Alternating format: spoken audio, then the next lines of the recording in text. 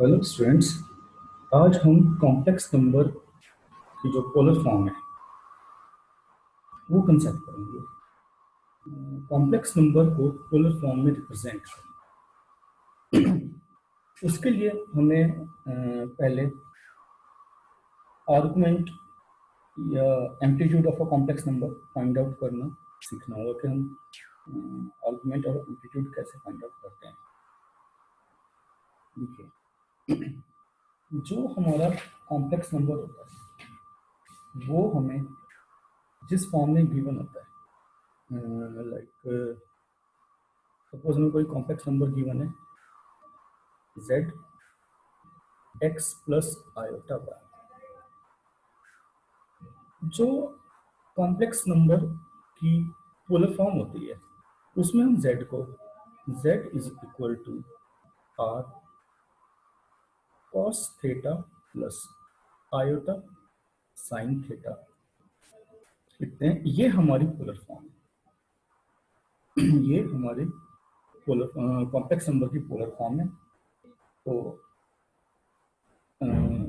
ये complex number, इसकी polar form z is equal to r cos theta plus iota sine theta, ये polar form है। अब इसमें जो r है वो r होता है modulus of a complex number.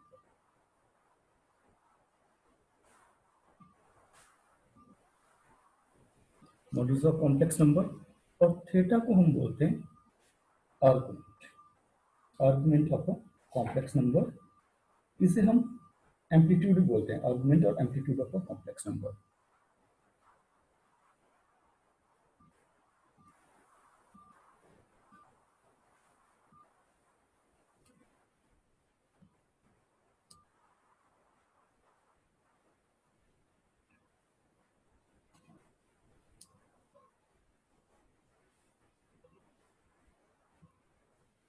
Right.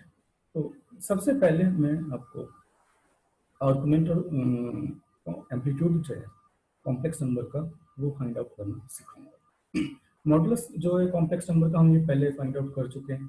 हमने पहले कहा था कि जो आर होता है, आर होता है under root of x square plus y square.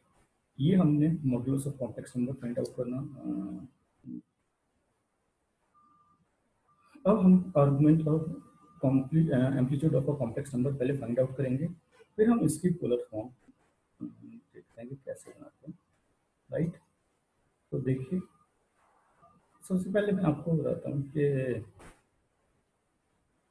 Suppose ये हमारा मेरे से लाइन स्ट्रेट लाइन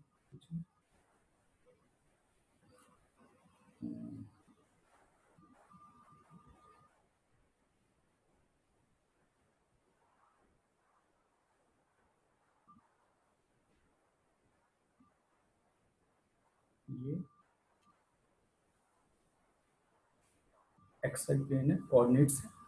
ये फर्स्ट क्वाड्रेंट, ये सेकंड क्वाड्रेंट, ये थर्ड क्वाड्रेंट,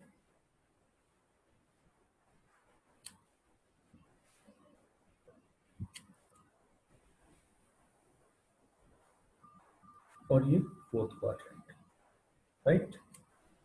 ये ओरिजिन, ये पॉजिटिव एक्स एक्सिस और ये x dash negative x axis, ये वाई एंड वाई डैश। अब देखिए हम आर्गुमेंट और एम्पलीट्यूड कैसे फाइंड आउट करते हैं। सपोज कोई कॉम्प्लेक्स नंबर फर्स्ट क्वाड्रेंट में, सपोज कोई पॉइंट पी है, इसके कोऑर्डिनेट एक्स वाई है। राइट। तो हम बोल सकते हैं कि ये जो ये है ये वाई है और ये एक्स है, ये हमारा आर। राइट। मॉडुलस।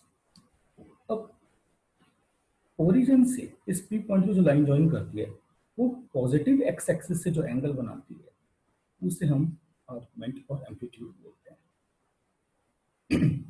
हमने जो भी एंगल लेना है वो पॉजिटिव एक्स एक्सिस से लेना है। राइट। तो अगर सपोज कोई पॉइंट है,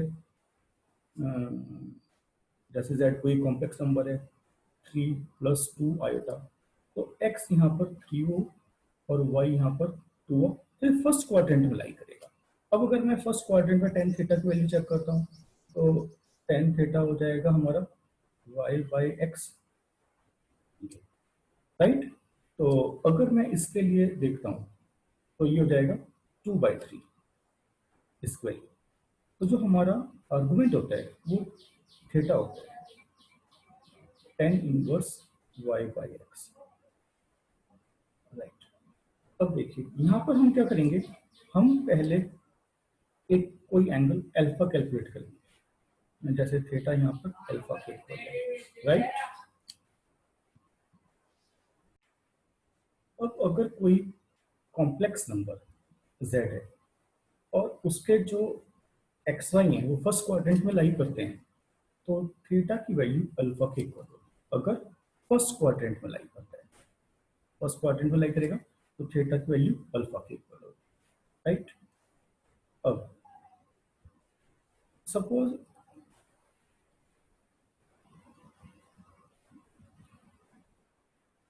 ये ओरिजिन, ये x, ये x डैश, ये y, ये y डैश। अब सपोज हमें z दिया हुआ है -2 + 3 आयोटा, राइट। तो इसमें x जो है नेगेटिव -2, y हो गया 3, तो x नेगेटिव y पॉजिटिव, ये होगा सेकंड क्वाड्रेंट में। तो अगर सेकंड क्वाड्रेंट में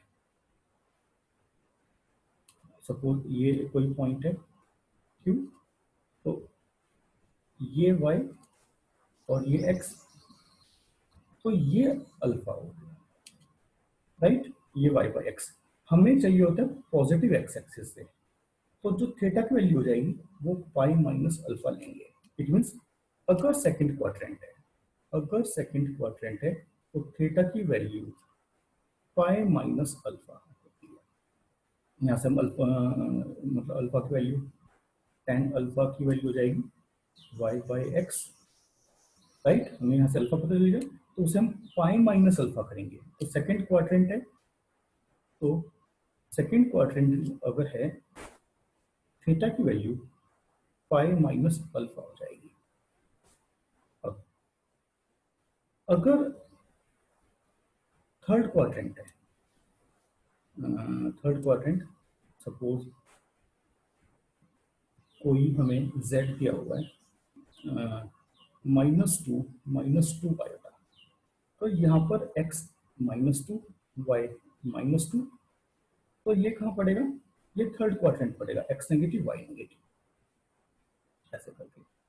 तो ये अल्फा की वैल्यू हो जाएगी, राइट। अगर ये अल्फा की वैल्यू होगी तो हम इधर से थीटा लेंगे, ये थीटा, तो थीटा हो जाएगा minus pi minus alpha, right. तो अगर मैं यहाँ से अल्फा लूंगा तो टेन अल्फा की वैल्यू हो जाएगी वाई बाई एक्स, 2/2 = 1। तो अल्फा की वैल्यू कितनी हो जाएगी, हो जाएगा 10 45 डिग्री, तो अल्फा हो जाएगा 5/4 या 45 डिग्री। तो थीटा की वैल्यू हो जाएगी माइनस पाई माइनस 5/4। तो इसे हम लिखेंगे माइनस 4 1 4 4 माइनस 3 पाई/4, राइट। तो इसका मतलब ये होता है कि अगर थर्ड क्वाड्रेंट होगा, थर्ड क्वाड्रेंट, तो थीटा की वैल्यू हो जाएगी माइनस पाई माइनस अल्फा।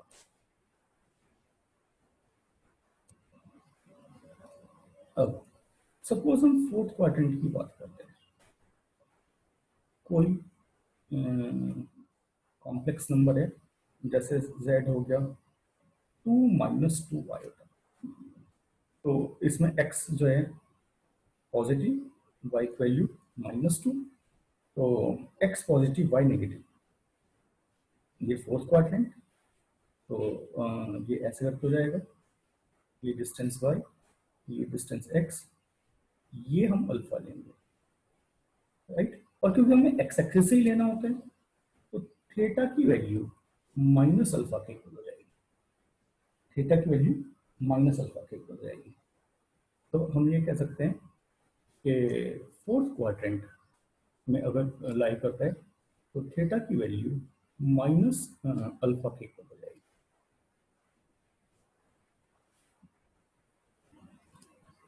ठीक है, तो इस टाइप से हम ये चेक करेंगे, आर्गुमेंट कैलकुलेट करेंगे। चलिए और आर्गुमेंट और ये हमारा मॉडल्स है, मॉडल्स निकालना आपको आता है। तो पोलर फॉर्म के लिए हमें आर्गुमेंट और मॉडल्स चाहिए होते हैं, राइट। तो polar form of a complex number z होता है r cos theta plus iota sine theta.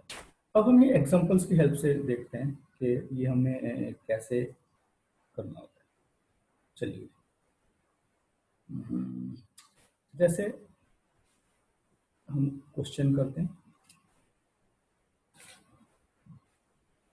Suppose कोई एक क्वेश्चन है, z गिवन है और हमें इसे पोलर फॉर्म में कन्वर्ट करना है, और z है 1 + √3 आयोटा, राइट। तो यहाँ पर x की वैल्यू हो गई 1, y की वैल्यू होगी √3, x पॉजिटिव y पॉजिटिव, तो फर्स्ट क्वाड्रेंट, और फर्स्ट क्वाड्रेंट में जो थीटा होता है वो अल्फा के इक्वल होता है, राइट। चलिए तो पहले हम अल्फा की वैल्यू निकालते हैं। यहाँ पे tan अल्फा हो जाएगा y/x और y √3/1, तो ये √3 है, और tan √3 की वैल्यू तो होती है 5/3, tan 5/3, तो अल्फा की वैल्यू 5/3, और क्योंकि जो ये पॉइंट है ये कहाँ पे लाई कर रहा है, फर्स्ट क्वाड्रेंट में, जो थीटा की वैल्यू है वही अल्फा की वैल्यू होगी, यही थीटा है। चलिए अब मैं आर निकालता हूँ, मॉडुलस ये हो जाएगा √x² प्लस y²। तो इसे हम लिख सकते हैं √1 का होल स्क्वायर प्लस √3 का होल स्क्वायर, तो √1 का स्क्वायर 1, √3 का 3, तो ये 4, और 4 का √2, तो इसकी कॉम्प्लेक्स फॉर्म जो जाएगी, z की कॉम्प्लेक्स फॉर्म हो जाएगी r कितना था 2, ब्रैकेट में cos थीटा, थीटा कितना है 5/3, cos 5/3 plus iota sign 5/3।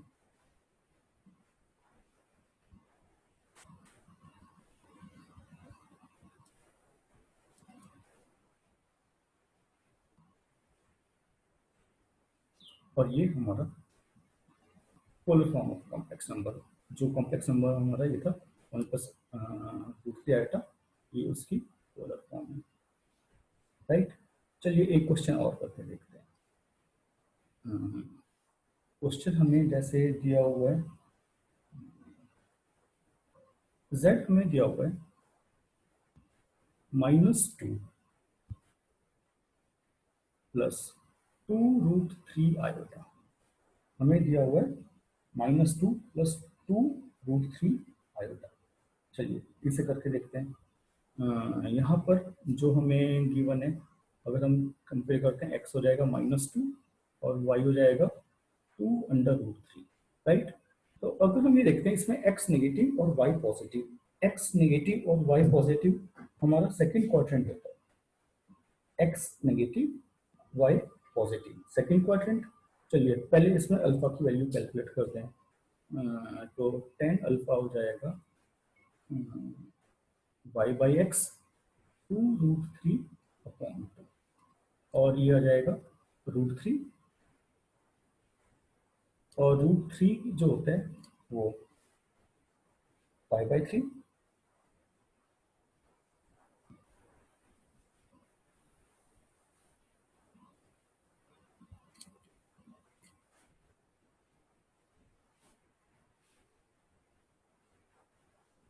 tan 5/3, तो अल्फा की वैल्यू 5/3 होगी। अब क्योंकि सेकेंड क्वाड्रेंट था, तो थीटा की वैल्यू हो जाएगी 5 - 5/3, और ये हो जाएगा 2π/3, 2π/3। ओके, चलिए अब मॉडुलस निकालते हैं। r हो जाएगा √-2 का होल स्क्वायर प्लस 2√3 का होल स्क्वायर। चलिए माइनस 2y² 4 प्लस 2y² 4 और √3 का 3, 4 से 12, 12 प्लस 4 16 और ये 4 आ जाएगा, राइट। तो कॉम्प्लेक्स नंबर की जो पोलर फॉर्म बनेगी वो बनेगी 4 cos थीटा, सॉरी थीटा की वैल्यू हमारी जो आई है पोलर फॉर्म बनेगी cos 2π/3 प्लस आयोटा साइन 2π/3, ये हमारा आंसर है, राइट। चलिए एक क्वेश्चन और करके देखते हैं। सपोज z हमें दिया हुआ है -1 माइनस आयोटा, -1 आयोटा, राइट। तो यहाँ पर अगर हम z हमारा अगर x प्लस आयोटा y से कंपेयर करते हैं तो x की वैल्यू आएगी -1 और y की वैल्यू भी -1, राइट। तो दोनों नेगेटिव हैं, x नेगेटिव y नेगेटिव, तो ये थर्ड क्वाड्रेंट, राइट। पहले tan अल्फा की वैल्यू कैलकुलेट करते हैं। तो tan अल्फा की वैल्यू हो जाएगी y/x, तो y भी -1 अपॉन -1, ये हमारा हो जाएगा 1 और 1 होता है π/4 पे, 10 π/4, तो अल्फा की वैल्यू हमारी आ गई π/4। तो ये क्योंकि थर्ड क्वाड्रेंट है, थर्ड क्वाड्रेंट में थीटा होता है -π अल्फा, राइट। चलिए तो ये हो जाएगा -π/4, 4 × 4 4 - 1 3 π/4, तो -3π/4। तो यहाँ से थीटा की वैल्यू हमारी आ जाती है -3 π/4। अब अगर मुझे इसका मॉड्यूलस निकालना है r, ये हो जाएगा √x² + y², x है -1 का होल स्क्वायर, y है -1 उसका होल स्क्वायर, 1 और ये जाएगा √2, 1 का स्क्वायर 1, 1 का स्क्वायर -1 का स्क्वायर 1 और -1 का 1 + 1 2, तो √2। तो मैं हम कॉम्प्लेक्स नंबर को लिख सकते हैं r, कॉम्प्लेक्स नंबर हमारा होता है r cos theta plus iota sine theta, तो ये हो जाएगा r है √2 और cos थीटा, थीटा था -3 π/4, तो -3 π/4 प्लस आयोटा साइन -3 π/4, ये हो जाएगा। अब देखिए इसे हम और कैसे लिख सकते हैं, √2 जो cos माइनस थीटा होता है, क्योंकि ये हमारा इवन फंक्शन है तो माइनस खत्म हो जाएगा, ये हो जाएगा cos 3 π/4, और क्योंकि साइन ऑड फंक्शन है, साइन ऑड फंक्शन है तो माइनस साइन बाहर आ जाएगा, ये हो जाएगा माइनस आयोटा साइन 3 π/4, और ये हमारा जो कॉम्प्लेक्स नंबर था उसकी पोलर फॉर्म,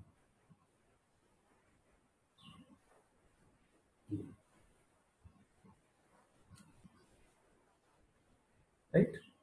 तो ये हमारा आंसर हुआ √2 cos 3 π/4 minus iota sine 3 π/4, right.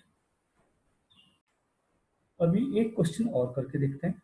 Suppose अभी तक हमने जो भी क्वेश्चन करे ये हमें z जो कॉम्प्लेक्स नंबर दिया हुआ था ये पोलर फॉर्म में दिया हुआ था, पोलर फॉर्म सॉरी जो हमें कॉम्प्लेक्स नंबर दिया हुआ था ये स्टैंडर्ड फॉर्म में दिया हुआ था। अब सपोज हमें कोई कॉम्प्लेक्स नंबर गिवन है जो कि स्टैंडर्ड फॉर्म में नहीं है, तो जब भी कभी कोई हम कॉम्प्लेक्स नंबर क्वेश्चन करेंगे तो पहले हमें कॉम्प्लेक्स नंबर के स्टैंडर्ड फॉर्म में कन्वर्ट करना पड़ेगा, जो भी हमें गिवन है उसे स्टैंडर्ड फॉर्म में कन्वर्ट करना पड़ेगा, फिर हमें उसकी पोलर फॉर्म कैलकुलेट करनी है। अब सपोज हमें एक क्वेश्चन गिवन है और हमें जो z दिया हुआ है, कॉम्प्लेक्स नंबर दिया हुआ है, वो हमें दिया हुआ है 1 + 2 iota upon 1 minus 3 iota, 1 minus 3 iota, 1 + 2 iota upon 1 minus 3 iota. अब देखिए ये हमें x प्लस आयोटा y की फॉर्म में कन्वर्ट करना है। पहले हम इसे स्टैंडर्ड फॉर्म में कन्वर्ट करेंगे। तो स्टैंडर्ड फॉर्म में कन्वर्ट करने के लिए क्या करते हैं, जो डिनोमिनेटर है उसके कॉन्जुगेट से न्यूमरेटर डिनोमिनेटर को मल्टीप्लाई कर देते हैं। तो 1 + 2 आयोटा अपॉन 1 माइनस 3 आयोटा, और इसके हम कॉन्जुगेट से करते हैं, ये रहेगा 1 + 3 आयोटा अपॉन 1 + 3 आयोटा। हमने इसे मल्टीप्लाई करा तो ये हो जाएगा दोनों ब्रैकेट्स को, न्यूमरेटर में ब्रैकेट्स को और डिनोमिनेटर में ब्रैकेट्स को मल्टीप्लाई करते हैं। 1 + 2 आयोटा इंटू 1 + 3 आयोटा। तो अगर मैं न्यूमरेटर देखता हूँ तो 1 × 1 1, 1 को 3 आयोटा से 3 आयोटा, फिर 2 आयोटा को 1 से +2 आयोटा, एंड 2 आयोटा का +3 आयोटा से तो हो जाएगा 2 × 3 = 6 आयोटा स्क्वायर, और नीचे हो जाएगा, ये हो जाएगा a - b into a + b, a square minus b square, right. 1 का स्क्वायर माइनस 3 आयोटा का स्क्वायर।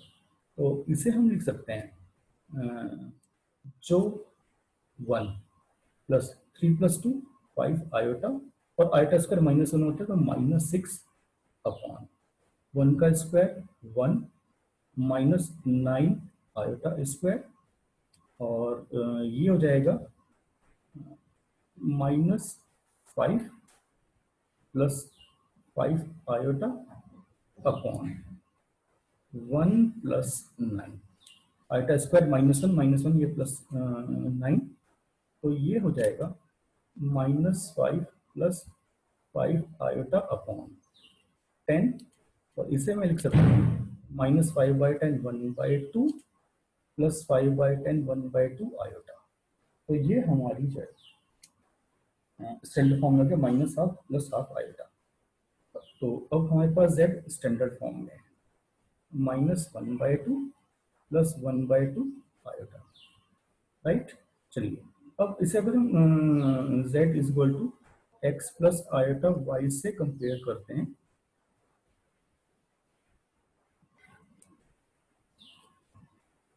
तो यहाँ पर x की वैल्यू -½ और y की value ½ right. x negative y positive. तो पहले मैं tan अल्फा की वैल्यू कैलकुलेट कर लेता हूँ।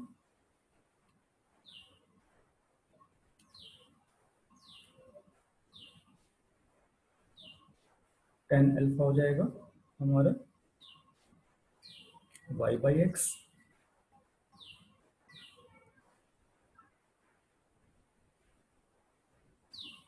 और y/x हो जाएगा 1/2 अपॉन -1/2, और ये हो जाएगा 1, और 1 होता है 5/4, 10 5/4, तो अल्फा की वैल्यू 5/4 आ गई है। अब ये जो हमारा लाई कर रहा था x negative y positive second quadrant में जो थीटा होता है वो पाई माइनस अल्फा के इक्वल होता है। तो पाई माइनस 5/4, तो ये हमारा थीटा हो जाएगा 3π/4। थीटा की वैल्यू हमारी आ गई 3π/4। और चलिए अब हम आर की वैल्यू कैलकुलेट करते हैं। थीटा हमारा आ गया 3π/4, और अगर मैं आर की वैल्यू फाइंड आउट करता हूँ, √x², x है 1/2 का होल स्क्वायर, और माइनस साइन, और y है 1/2 का होल स्क्वायर। तो ये हो जाएगा √1/4 + 1/4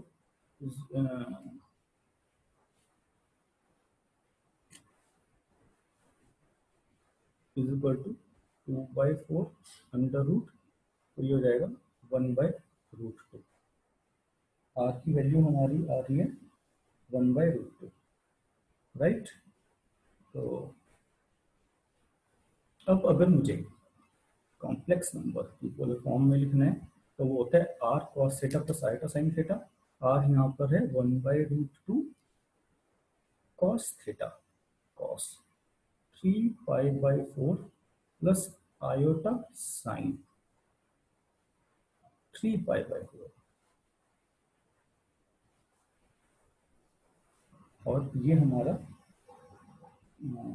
जो z था 1+2 आयोटा अपॉन 1 - 3 आयोटा, ये 1/√2 cos 3π/4 प्लस आयोटा साइन 3π/4, ये हमारा कॉम्प्लेक्स नंबर पोलर फॉर्म,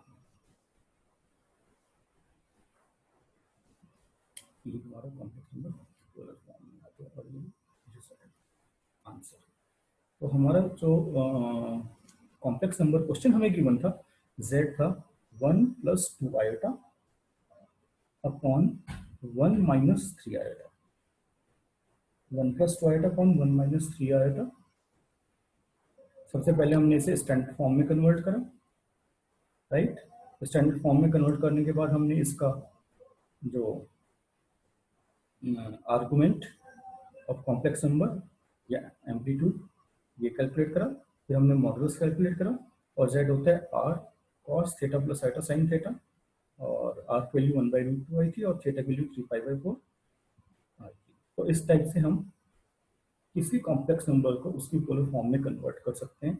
जब भी आप किसी कॉम्प्लेक्स नंबर को उसकी पोलर फॉर्म में कन्वर्ट करना हो, सबसे पहले आप कॉम्प्लेक्स नंबर को उसके स्टैंडर्ड फॉर्म में, z की value z is equal to x plus iota y की फॉर्म में होना चाहिए। तो उम्मीद है कि आपको ये थोड़ा समझ में आया होगा कि कैसे हम कॉम्प्लेक्स नंबर को उसकी पोलर फॉर्म में कन्वर्ट करते हैं, रिप्रेजेंट करते हैं।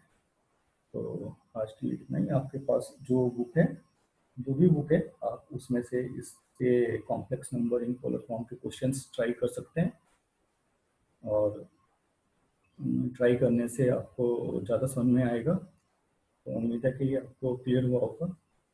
Thank you.